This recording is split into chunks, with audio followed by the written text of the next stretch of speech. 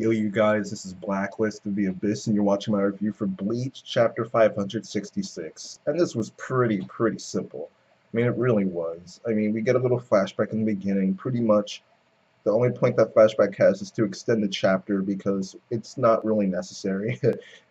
Renji, it just means that Renji went to sleep. That's what it's.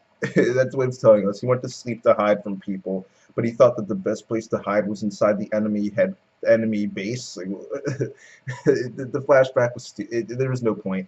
But yeah, Renchi fell asleep in the enemy base. He wakes up, and it turns out that Najaku was watching him the whole time. All right. Apparently, the dude's an idiot. I mean, seriously. At first, he thought that. I mean, I can understand thinking this at first, but someone falling asleep in the enemy base is clearly freaking stupid. So he thought that it was a trap. But when hours and hours go by and this guy's sitting there snoring, I'm pretty sure it's not a trap anymore. Seriously. But this guy sits there until morning still thinking it's a trap. And then Renji gets up and leaves. Then only then does he realize it was a trap. And for some reason, he thinks that he's going to beat Renji because he watched him sleep. Like the act of watching him sleep is somehow going to let him win.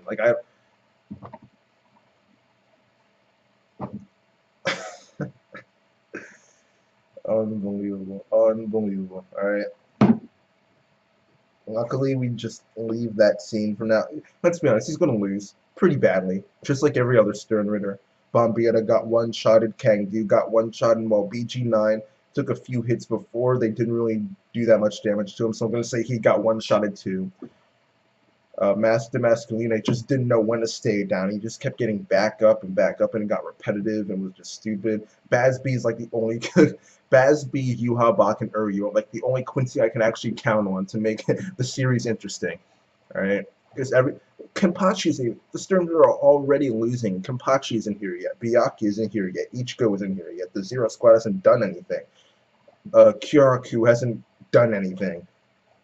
Freaking Mayuri Korotsuchi sitting in a light bulb, not doing anything. I mean, they're already. Oh god, I'm getting off topic now. After this, we get to Rukia. According to her, she can't sense the spiritual pressure of many people.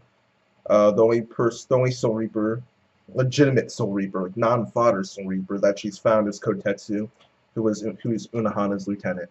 And she's killing Rose and Kensei, so they're not just sitting dying somewhere, so that's good, I guess. I don't really care at this point.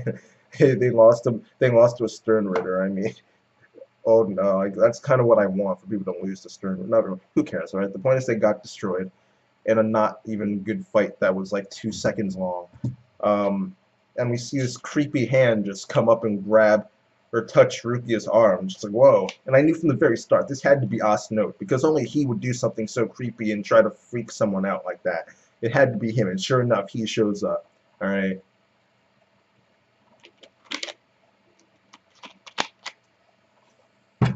And he noticed that Senbo and Sakura and Kageyoshi had disappeared, which, correct me if I'm wrong, but Kangdu and BG9 are literally the only Soul Reapers to have suffered any type of side effects of having stolen Bankais and having them be taken away, like be partially hollified and stuff.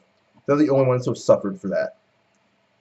Right? Bombietta showed no side effects, and now Asnote is here and he hasn't shown any side effects either. So this poison, I'm not really seeing it. It's pretty sometimey. And I know Kagdu actually had the Bankai activated at the time, but BG9 didn't.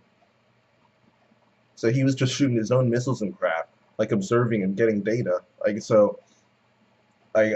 he suffered some side effects too. So this poison is really sometimey. But whatever. He shows up looking for Byakuya. Rukia won't tell him where he is. He says that, well, maybe he'll show up if I kill you, get your head, you know. She says, I wouldn't bet on it, but he ends up fighting her anyway, and he ends up hitting her with his fear, which, I'm sorry, but that's just kind of stupid fight. Like, the only series that can pull that off is Nuraria no Mago, aka Nura Rise of the Yokai Clan. Right? They're the only series that can pull that off. It just sounds stupid here. He's hitting her with fear. Like what? That I'm sorry, that just sounds pretty stupid to me, but whatever.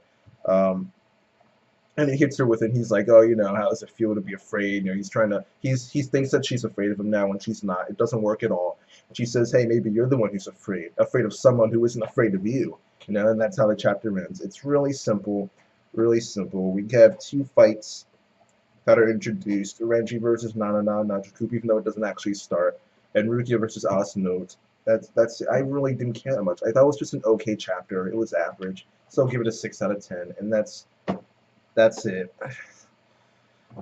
I'm really starting to care less and less about Bleach.